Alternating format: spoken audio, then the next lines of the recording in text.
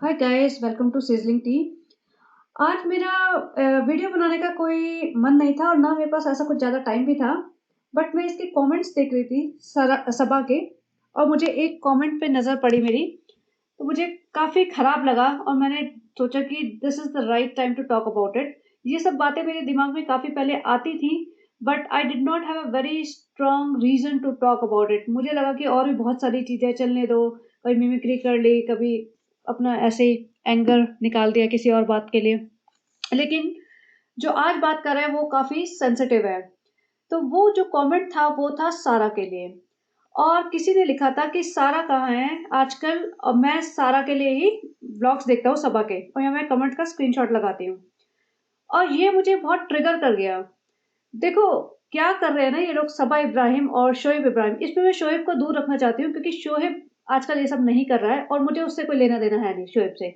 शोएब में हज़ार कमियाँ होंगी, मुझे उससे फ़र्क नहीं पड़ रहा है, लेकिन जो आजकल जो सबसे गलत कर रहा है ना इंसान इनकी पूरी फैमिली में, वो है सबा इब्राहिम, तो मैं उसी के बारे में बात कर रही हूँ। तो सबा इब्राहिम ने इन तीनों चारों लड़कियों की लाइफ़ पब्लिक कर रखी है।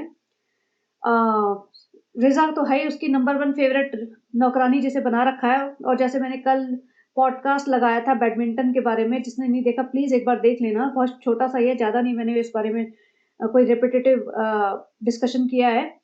तो जिसको नहीं पता, इन शॉर्ट है, वो बैडमिंटन खेलती थी और मुझे लगा वो उसका न्यूज़पेपर में भी नाम आया, प्लीज़ देख लेना, मैं उस बारे में बात नहीं कर रही। तो बेसिकली उसने रिज़ा को तो करा ही है पब्लिक अपनी अपनी व्लॉग्स के लिए, अपने पैसे के लिए, अपना पैसा कमाने के लिए। अब इसने सारा को भी कर दिया है पब्लिक, और मेहर भी ले आई है, क्योंकि जहाँ पे इसको लगता है कि हाँ, इस बंदे को दिखा के मेरे व्यूज़ बढ़ रहे हैं, तो वो बढ़ा देती है, राइट? उस बंदे को वहाँ रख लेती है, उस बंदे को बार-बार दिखाती है अपने ब्लॉग में, ताकि पब्लिक आए और देखे। देखो, जितने भी ये पब्लिक सोशल मीडिया प्लेटफ़ॉर्म्स हैं ना, उसमें कहा जाता है कि बच्चों को थोड़ा-सा प्रोटेक्ट करके रखो। उसके रीज़न्स होते हैं। अगर आपका अकाउंट कोई भी है, प्राइवेट फ़ेसबुक अकाउंट है, प्राइवेट इंस्टा अकाउंट है, उसमें फिर भी चल जाता है, लेकिन तभी भी लोग, बहुत सारे लोग हैं जो सोचते हैं कि नज़र लग जाएगी, या क्यों दिखाना है बच्चों को इतना ज़्यादा, कि क्या वो कर रहे हैं हर रोज़ का, क्यों दिखाना है? नहीं दिखाना चाहिए। बट फिर भी पर्सनल में चल जाता है, प्राइवेट अकाउंट्स में चल जाता है। बट जो पब्लिक अकाउंट्स होते हैं वो बहुत डेंजरस हो सकते हैं। अब आप ये देखिए, ये जो कमेंट आया है, मुझे नहीं पता ये कौन है, बंदा ही है, तो साफ पता चल रहा है, बंदा ही लिख रहा है। अब सारा है सिर्फ़ 17 साल की।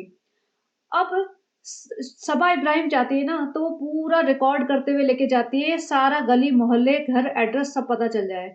ऐसे में लड़कियों की लाइफ़ को कितना रिस्क है। ये सारा सिर्फ़ एक लोअर मिडल क्लास फैमिली को बिलॉन्ग करती है और भोपाल में रहती है, ये सबको पता है।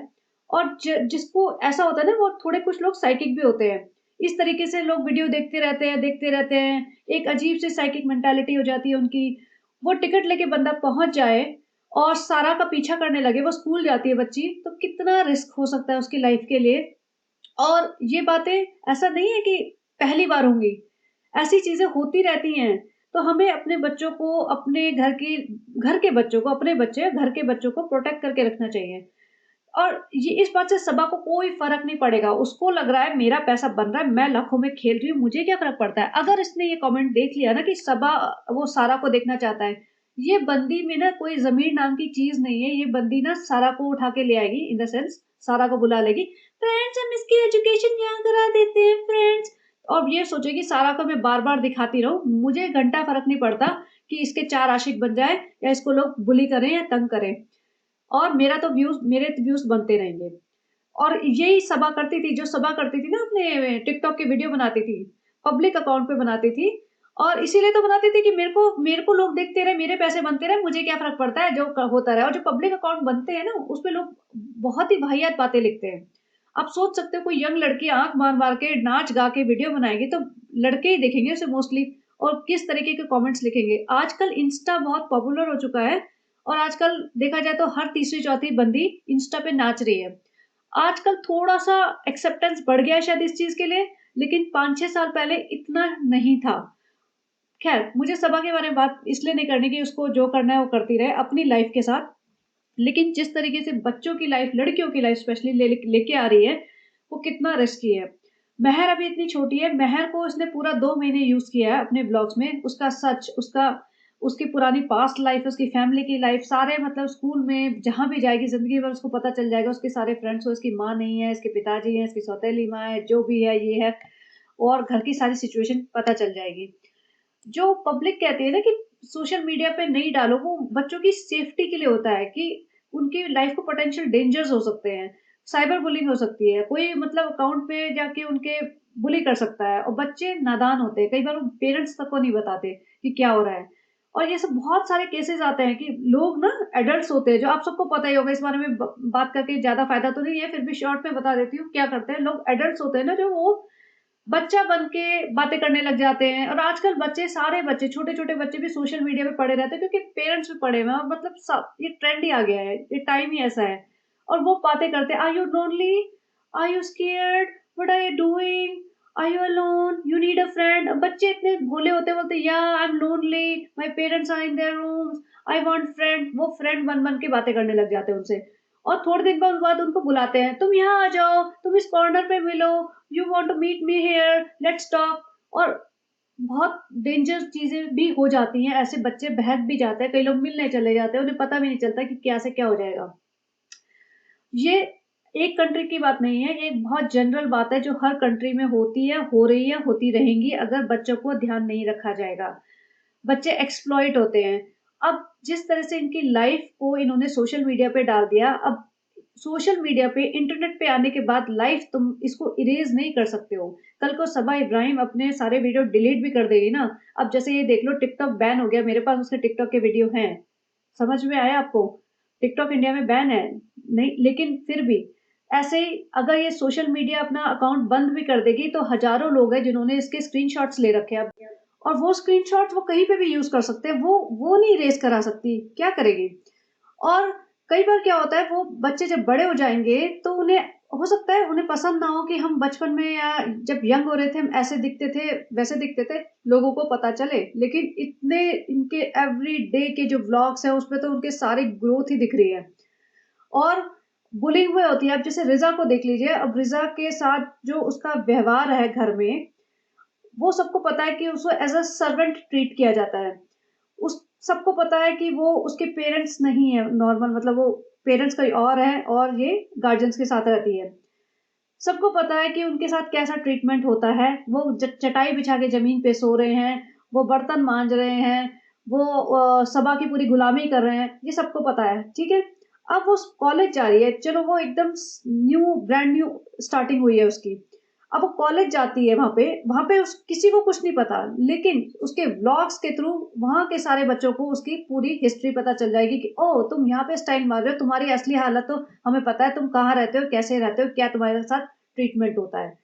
तो बच्चे के मन में क्या आएगा, राइट? ये एक्सप्लॉइटेशन होता है, ये एक मतलब उनमें सेल्फ कॉन्फिडेंस की कमी हो जाएगी ऐसा करेंगे तो। ऊपर से डिजिटल फुटप्रिंट्स होते हैं ना, जैसे मैंने कहा कि इरेज नहीं कर सकते हो तुम, ये परमानेंट आ गए। एक चीज एक बार इंटरनेट पे कोई चीज आ गई ना, और फिर वो पब्लिक है तो पब्लिक के हाथ में आ गई उसकी कॉपी, तो फिर तुम अपना भी डिलीट करते जाओगे ना अकाउंट, तब कुछ नहीं होने वाला। दूसरी बात, एक और चीज, जैसे कहते हैं ना, there is no free lunch in America, या कोई चीज दुनिया में फ्री नहीं मिलती। तो वही वाली बात है कि अब सारा की माँ को लगता होगा, अरे भाग भाग के बम्बई चले जाते हैं, फ्री में ये ले आएँगे, फ्री में गोल्ड की चेन मिल गई हमें, फ्री में हमारे उसके रूम का मेकओवर कर देगी। अभी तो उन्हें समझ नहीं आ रहा है, क्योंकि बच्ची थोड़ी छोटी थी, चल रहा था, फ्री में करके ट्रेन के टिकट भी फ्री में हो गई, 4-5 केक भी काट लिए तुमने, 15-20 ब्लू कलर के थैले भी भर लिए, और चल पड़े जी बोझा-वोझा लेके। और क्या करना है, एक बार रात को 2 बजे उठ के सबा जाएगी, सबा को हम थोड़ा ड्राई फ्रूट्स का डब्बा, चाय का थर्मस दे देंगे, खुश हो जाएगी, फिर हमें 2-4 बोरे भेज देगी हमें, फिर हमें बुला लेगी। उनको ये लग रहा है, उन्हें ये नहीं पता इसके लिए वो एक कॉस्ट पे कर रहे हैं। जो कहते हैं ना, एक तुम्हें पे करनी पड़ेगी कोई भी कॉस्ट। कोई तुम्हारे लिए फ्री में कुछ नहीं करके देगा दुनिया में, कोई नहीं देगा। तुम्हारे माँ-बाप ही तुम्हारे लिए कुछ कर सकते हैं, और कोई नहीं करता। या बच्चा तुम्हारे माँ-बाप के लिए मतलब रिवर्स में करता है ना सेवा, अगर दिल से चाहे तो। बाकी इसके अलावा कोई रिश्तेदार तुम्हें फ्री में कुछ नहीं दे रहा। तो यहाँ पे ये जो सारा को और इनकी लाइफ को दिखा-दिखा के इन्होंने व्लॉग्स बनाए हैं, और तब वो इनको फ्री में कुछ सामान देते हैं।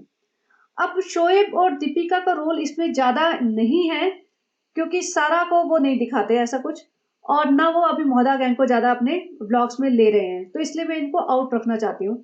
उनकी रिस्पॉन्सिबिलिटी थी कि वो रिज़ा और रेहान को लेके आए थे अपने दम पे, अपनी रिस्पॉन्सिबिलिटी पे, और जिससे वो बिल्कुल भाग रहे हैं, जिन्होंने अपने मतलब पल्ला झाड़ लिया है और सबा के ऊपर छोड़ दिया कि अब तू जो मर्जी कर, इनके साथ हमें कोई पड़ी नहीं है।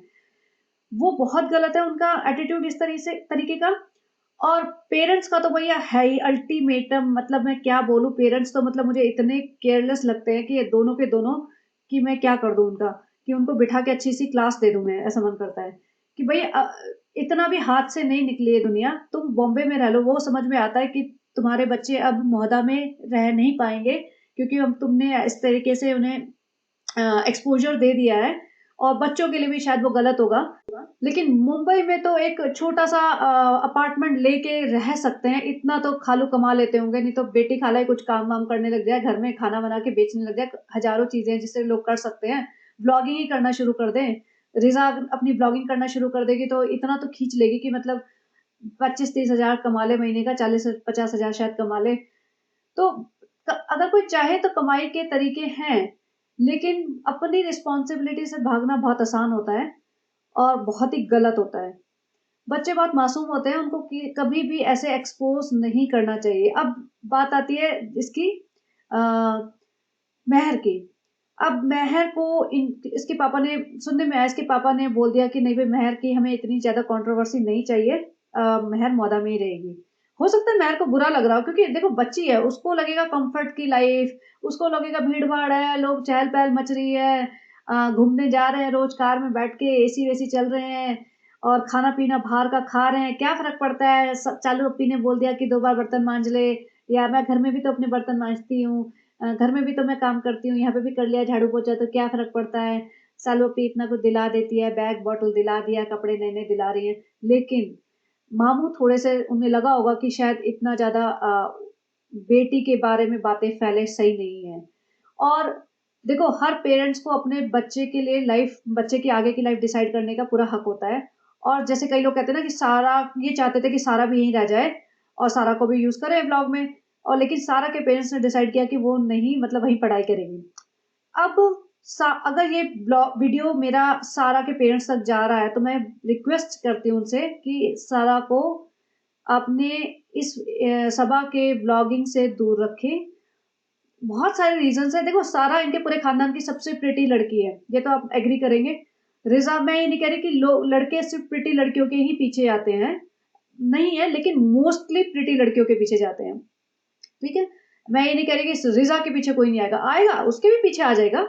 लेकिन बात प्रिटी या नहीं प्रिटी की नहीं है इस टाइम, बात ये है कि लड़कियाँ बहुत सेंसिटिव हैं, बहुत छोटी हैं, बहुत इमैच्योर हैं, उनको प्रोटेक्ट करना पड़ेगा। इस तरीके से आज इस बंदे ने लिखा है, कल को 10-15 बंदे लिख लेना, मैं 100% गारंटी दे रही हूँ, सबा को तो कोई फ़र्क पड़ेगा ही नहीं। सबा को तो सोचेगी, ओह! अच्छा, अब मेरे से ज़्यादा इसको देखने के लिए लोग आ रहे हैं, तो इसको ले आती हूँ और इसको बार-बार लेके आती रहूँगी अपने ब्लॉग में, मेरी व्यूअरशिप बनती रहेगी। सबा इसको थोड़ी ना सारे पैसे दे देगी, सबा तो इसको 4-5 छोटी-मोटी चीज़ें दिला देगी, सूट, पैंट, जीन्स दिला देगी, बस, और घुमाती फिराती रहेगी। तो देखो सबा रिस्पॉन्सिबिलिटी नहीं लेगी इनके लाइफ में कुछ भी हो जाए तो। अगर कल को कहीं कुछ गड़बड़ हो गई ना इन किसी की भी लाइफ में, तो सबा ने तो कुछ करना ही नहीं। सब उसको तो कोई रिस्पॉन्सिबिलिटी लेगी थोड़ी ना वो तो मतलब सोचेगी कि मेरी रिस्पॉन्सिबिलिटी है ही नहीं, मैं तो सिर्फ ब्लॉग बनाती हूँ, मैं तो भैया बहुत भोली-भाली मासूम बच्ची हूँ, मुझे ये सब चीज़ें समझ ही नहीं आती हैं। दूसरी बात क्या होता है कि जब बच्चों को इस तरह से सोशल मीडिया पे डालते हैं ना, तो आप लोगों ने देखा होगा इन तो लड़कियों में कितना एक्साइटमेंट रहता है। अब जब टीनेज लड़कियाँ होती हैं तो वो थोड़ी-सी कॉन्शियस भी होती हैं। अब वो इनके व्लॉग्स बनेंगे हर रोज़ के, तो वो देखती हैं कि मेरे बारे में लोग क्या कह रहे हैं। आप माने या न माने, ये कितना भी बोलती रहे, हमने फ्रेंड्स मना किया है कमेंट्स पढ़ने का। ये ऐसा हो सकता है? आप कौन-से ज़माने में जी रहे हैं? ऐसा हो ही नहीं सकता। तुम्हारा पब्लिक प्लेटफ़ॉर्म है, कल को मुझे बोल दे कि तुम्हारे बारे में कुछ लिखा है, मैं सबसे पहले जाके देखूँगी, राइट? आपके बारे में आपको बोल दे कि आपके बारे में किसी ने कुछ लिखा है, आप देखेंगे नहीं? जब पब्लिक प्लेटफ़ॉर्म पे लिखा है, आप सबसे पहले देखेंगे। तो ये ब्लॉग पे अपना देखते नहीं होंगे कि मेरा ब्लॉग बना है, देखो मैं कैसी लग रही हूँ और मेरे बारे में किसी ने कुछ लिखा तो नहीं। तो ये एक तो मेंटल हेल्थ भी खराब करता है। तुम जा के देखोगे हम कैसे लग रहे हैं, हम अगले ब्लॉग में इस तरीके से पोर्ट्रे कर दें, और इतनी यंग लड़कियों को अगर कोई लिख दे ना, तुम बहुत अच्छी लग रही हो, मैं तुम्हें देखने के लिए देखता हूँ, तो वो ना बहक जाती हैं। उन्हें ये नहीं पता कि सामने वाला है कौन। उन्हें लगता है ओह! मेरे को तो मेरी तो तारीफ़ होगी, मेरी प्रेज़ होगी, वो खुश हो जाती हैं। तो इसीलिए तो कहते हैं कि छोटी लड़कियों को थोड़ा ध्यान रखना पड़ता है, स्पेशली जब वो टीनेज होती है, थोड़ी बड़ी हो रही होती है, उस टाइम उन्हें मतलब उनकी मैच्योरिटी इतनी ज़्यादा नहीं होती। इसीलिए सँभाल के चलते हैं ना, कि सँभाल के रखते हैं उनको। लड़कियों को, लड़कों को, दोनों को ही, इसलिए इसमें एक जेंडर की बात नहीं है। तो यहाँ पे पेरेंट्स की रिस्पॉन्सिबिलिटी बनती है सबसे पहले, और पेरेंट्स अगर थोड़े से लापरवाह हैं, तो फिर आगे जो इनकी फैमिली में कोई तो समझदार होगा, उसकी रिस्पॉन्सिबिलिटी बनती है। तो प्लीज़ आप अपने व्यूज़ देना, अपना ओपिनियन देना, आपकी क्या राय है इस बारे में? और अगेन, सबा इब्राहिम बहुत ही ज़्यादा मक्कार औरत है, उसको सिर्फ़ और सिर्फ़ पैसे से प्यार है और किसी से कोई लेना-देना नहीं है। और ये सनी से भी मुझे लगता नहीं इसको कोई ज़्यादा अटैचमेंट है, कोई ज़्यादा प्यार है, सही बता रही हूँ, किसी दिन इस पे भी वीडियो बनाऊँगी मैं अलग से। बट अभी मुझे सिर्फ़ इसी टॉपिक पे बात करनी थी, तो इसलिए मैं कुछ और मिक्स नहीं करना चाहती। तो प्लीज़ आप मुझे बताना, and I was really furious to read that comment कि मतलब कोई बंदा ऐसे लिख कैसे सकता है, और मतलब लिख तो सकता ही है, अगर तुम अपनी लाइफ़ पब्लिक कर दोगे, तो कोई कुछ भी आके लिखेगा। और कल को ये बातें और ज़्यादा होने लगेंगी, तो फिर कौन रिस्पॉन्सिबल है? तो चलिए गाइस, प्लीज़ बताना आपको कैसा लगा, और अपने कमेंट्स ज़रूर लिखना, और इसको प्लीज़ थोड़ा स्प्रेड करिए। और आजकल लोग मेरे वीडियोस लगता है कम देखने लगे हैं, but because I hold a very strong opinion, मैं सबको प्लीज़ नहीं करती, इसलिए। तो चलिए, आप अपने व्यूज़ ज़रूर बताना, and have a great day. Bye bye.